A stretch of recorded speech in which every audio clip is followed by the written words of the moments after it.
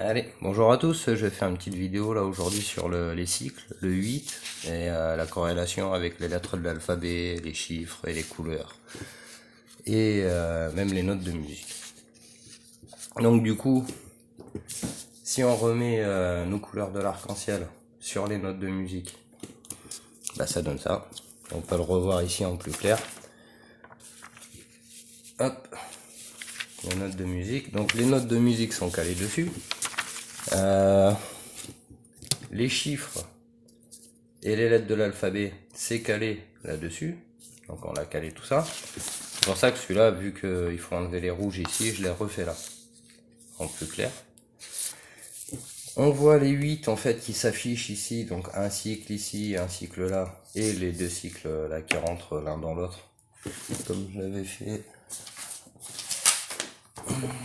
fait ici. Donc on voit bien le petit cycle et le petit cycle dans le grand cycle. Et donc on va voir ces notions de 8. Et le 8, il n'est pas là pour rien. Du coup, on va le retrouver à la 8e lettre, c'est le H.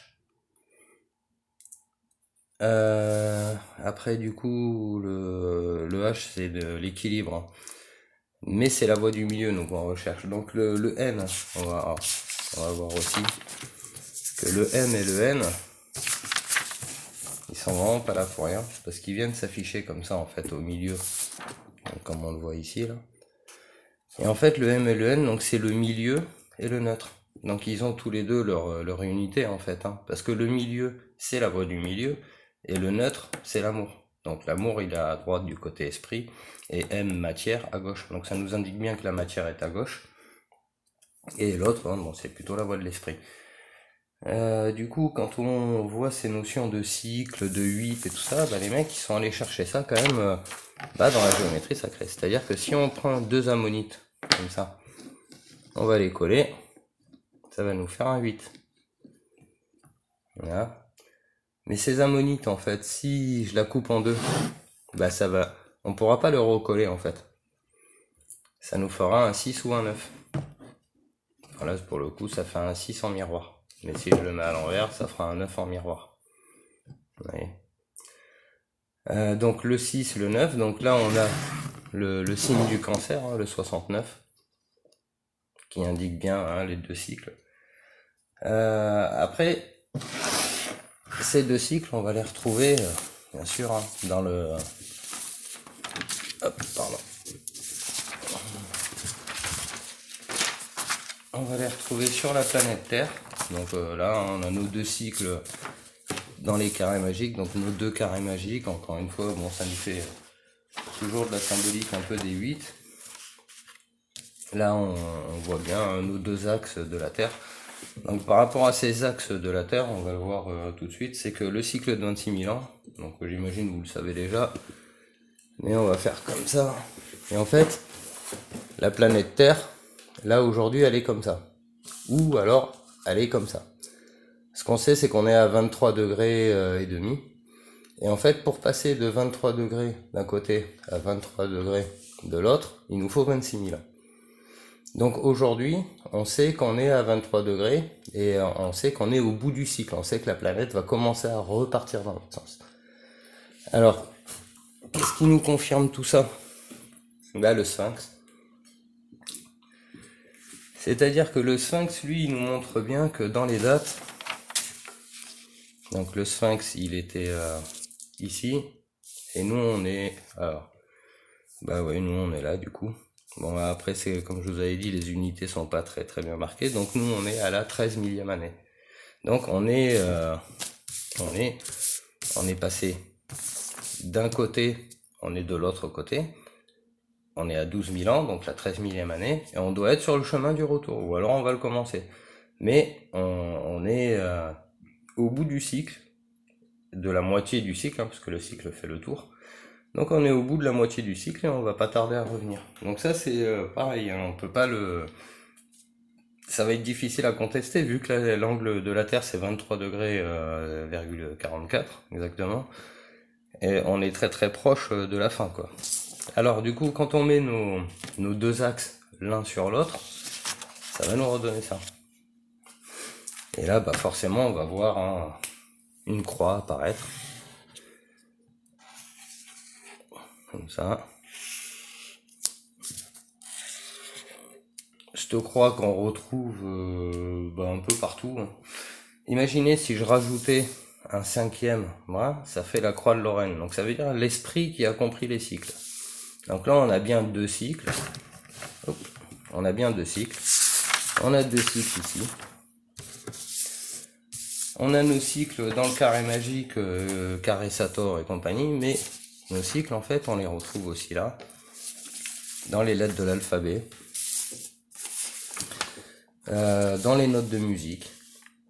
Donc, s'il faut qu'on s'intéresse à quelque chose, c'est bien à ces cycles. Ce cycle de 26 000 ans, il est pas là pour rien. Les mecs, ils nous ont marqué le Sphinx. Ils ont gravé un énorme monolithe pour nous laisser un message indestructible quasiment. La moindre des choses serait de s'y intéresser. Alors qu'est-ce qu'on y découvre dans ce cycle?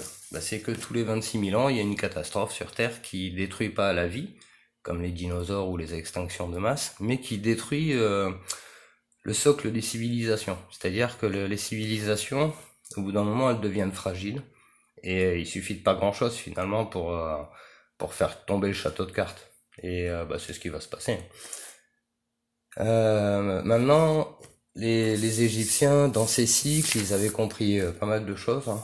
Donc, est-ce qu'on va le voir? Alors, si on prend ça, par exemple, vous voyez, et que je prends cette ammonite, vous allez pouvoir voir quelque chose en fait. C'est que, alors, où est-ce que je peux le mettre pour que ça se passe bien? Voilà, ici.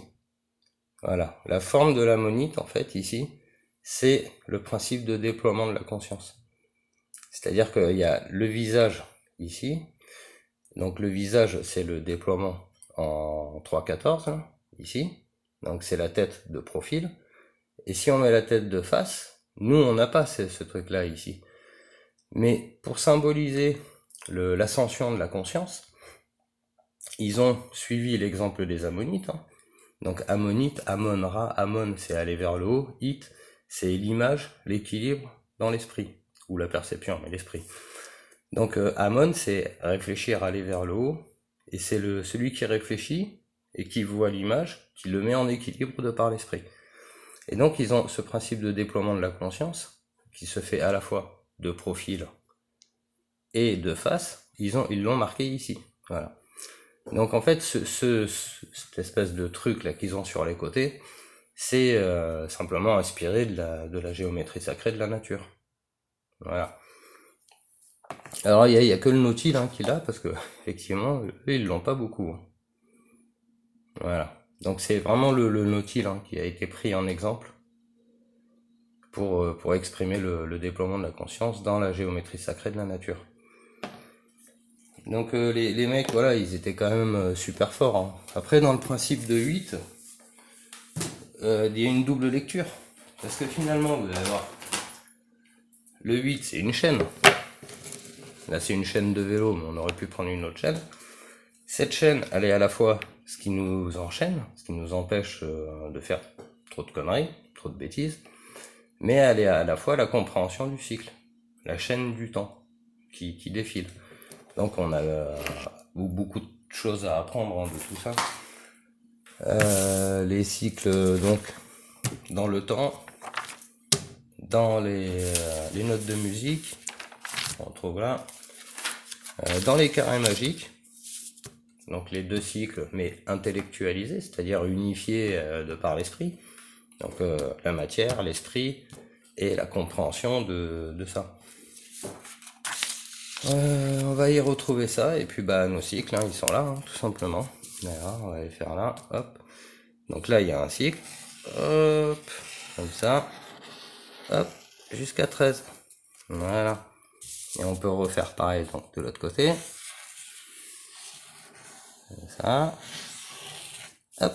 Et il y a l'unification des deux. Donc en fait, c'est un gros 8. C'est comme le truc qu'on voyait là, comment on voyait avec les notes de musique, donc c'est exactement ça, hein, on voit bien le gros cycle qui apparaît avec ces deux cycles à l'intérieur.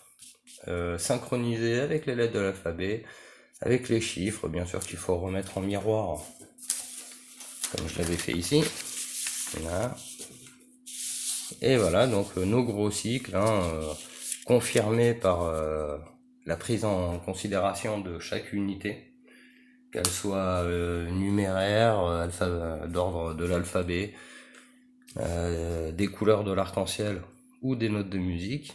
On peut faire que constater le génie de tout ça, hein.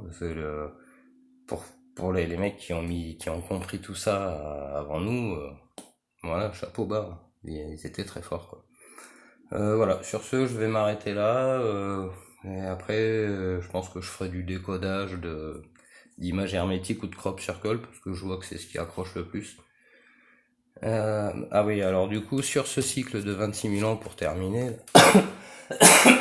pardon, sur ce cycle de 26 000 ans pour terminer, je vous ai dit tout à l'heure qu'il y avait une destruction cyclique qui avait été constatée par les civilisations précédentes. Cette destruction cyclique, qui est ici, donc, qui est, si nous on est là, on considère qu'on est là, bah elle est ici. Si on considère qu'on est là, elle est là. Donc ça, je sais pas encore si on est à gauche ou à droite du trou noir. J'ai pas encore trouvé, ça se trouvera. Ce qu'il faut savoir, c'est qu'il y a une solution pour éviter cette destruction cyclique là des civilisations.